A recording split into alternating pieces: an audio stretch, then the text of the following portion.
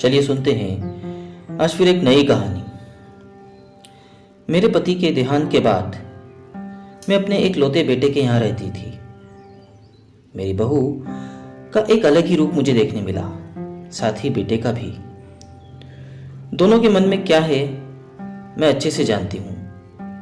वो चाहते हैं कि मैं वृद्धाश्रम चली जाऊं। उनके जाने के बाद मुझे यह सब देखना और सुनना पड़ेगा, इसका मुझे अंदाजा भी नहीं था। पर मैं मन मार कर अपने बेटे और बहू की बातें सुनकर भी यहाँ रहती हूँ, क्योंकि मुझे मेरे पोते और पोती दिखाई देते हैं। उनकी झलक पाकर मुझे सुकून मिलता है। मेरी बहू को कोई दिक्कत न हो, इसलिए मैं घर के बाहर रहती हूँ।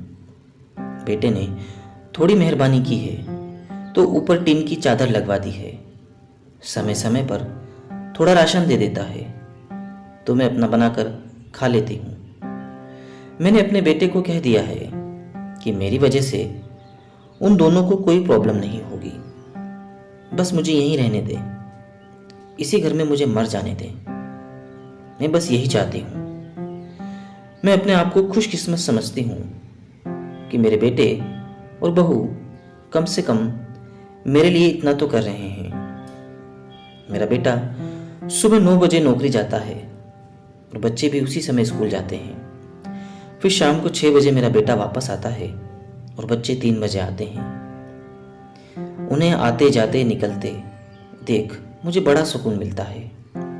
मेरे पति के दोस्त थे, उनकी पत्नी का भी स्वर्गवास हो गया है।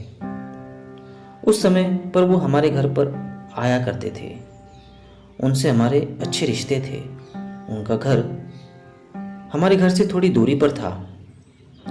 पैरों में समस्या हो गई थी तो वो ठीक से चल भी नहीं पाते थे। वो बड़े दिनों बाद मेरे यहाँ आए।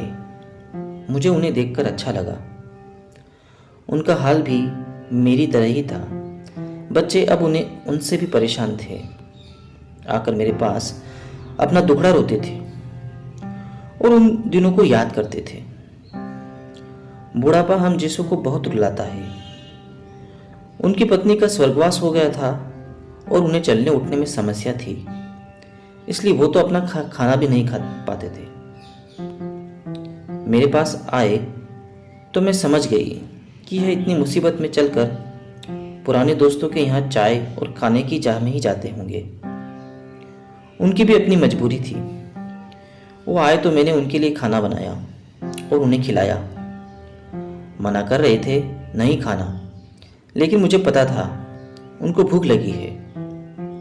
मेरी बहू ने मुझे और उन्हें खाना खाते देख लिया। वो कुछ भी ना बोली। ऐसे ही वो यहाँ 2-3 बार आए। जब भी वो आते मैं उन्हें खाना खिलाती। फिर उनके जाने के बाद जब मेरा बेटा आया तो बहू कहती है कि तुम्हारी माँ कितनी बेशर्म है, पता नहीं किस किस को आजकल बुलाकर खाना खिला रही है। बड़ी मुश्किल से कमाया जाता है, ये लुटाने में लगी है। इनका राशन बंद करो, कुछ दिन भूखी रहेगी तो अकल ठिकाने आएगी। मैंने कहा कि मैं अपने हिस्से का उन्हें खिलाती हूँ, तुम्हारे पिता के पुराने मित्र हैं। फिर बहू भी उल्टा सीधा बोलने शुरू कर दिया। घर के बाहर रहकर इनको आज़ादी मिल गई है, पता नहीं क्या क्या करती हैं। बेटा भी बोला कि कुछ दिन भूखा रहने दो। मुझे मेरे बेटे ने घर के पीछे सीढ़ी के पास ले जाकर बिठा दिया। कहा कि अब यहीं बैठे हो। मेरे तो अब आंसू भी सूख गए थे।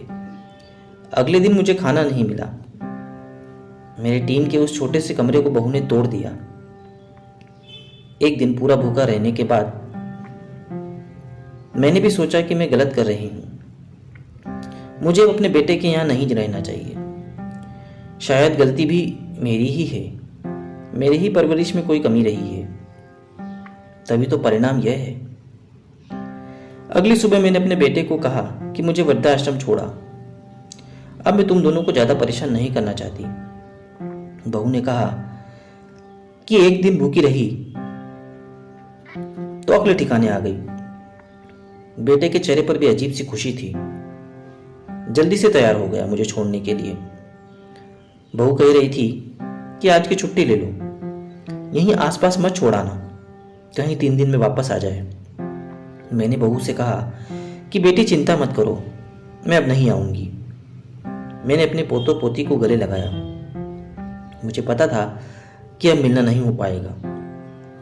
बेटे को भी चाहती थी कि एक बार जी भर के गले लगा लूं, लेकिन वो बोला जल्दी करो। मैंने बहू को कहा कि बेटी अपना ख्याल रखना। मेरा बेटा मुझे छोड़ आया।